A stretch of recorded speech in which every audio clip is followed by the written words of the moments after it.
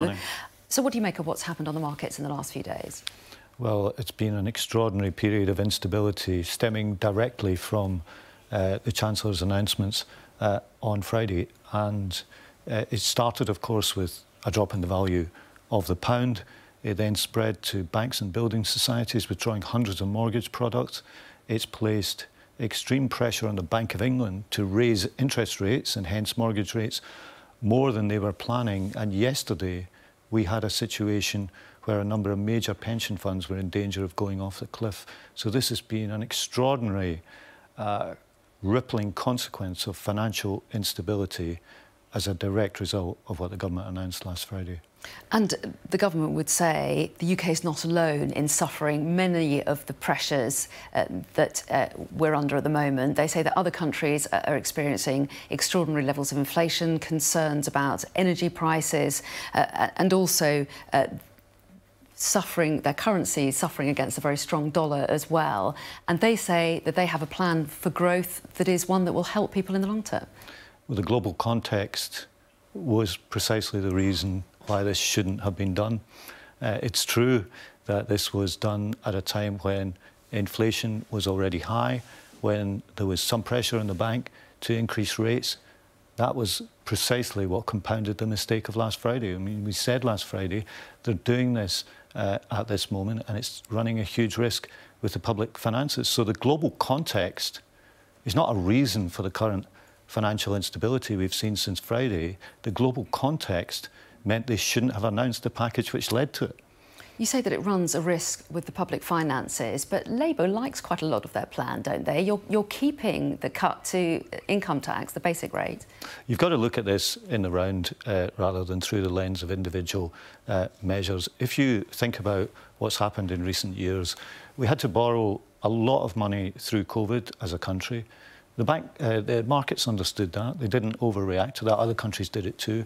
Similarly with energy prices, where we called for an energy price freeze. Other countries are doing similar things to protect consumers right now. Again, markets have not overreacted to those things. The thing that really triggered this was a whole series of unfunded tax cuts, compounded by the Chancellor then saying at the weekend, this was only the beginning. Well, he was right that it was only the beginning, but not in the way that he meant. But you want to take on one of those unfunded tax cuts. How are you going to pay for it? How will Labour pay for it? The cost of that tax cut, the 19p, the cut to 19p, for example, that the cost of bringing that forward for a year is a fixed cost of £5 billion because it was already planned for the following year. So that in itself is not enormous. What's happened here is you have to take the package in the round, and the in-the-round effect of it has been to lead to the financial instability in recent days, and even worse, has actually called into question the economic credibility of the country. It's an act of colossal irresponsibility, precisely because it was done at a time when those other pressures which you mentioned were there. And yet Labour is also promising other spending at a time of huge pressures on public finances. You've announced that every primary school children in England would have access to fully funded breakfast clubs, for example, if Labour got into power.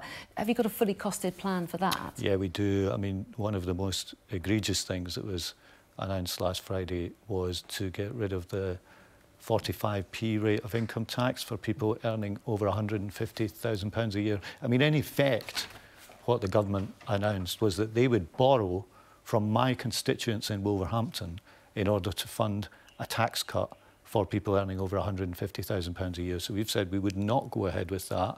And by keeping that in place, that raises enough money to pay for the measure that you've just announced, or you've just mentioned.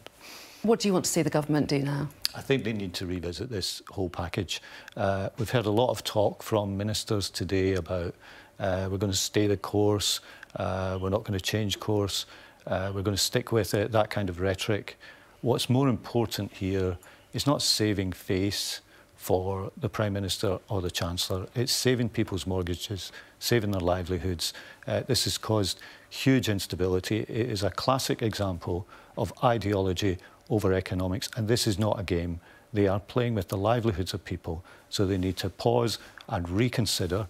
The evidence from the OBR needs to be published on what the impact of this would be, and they need to stop playing ideological games and restore credibility for the country and financial stability in the markets.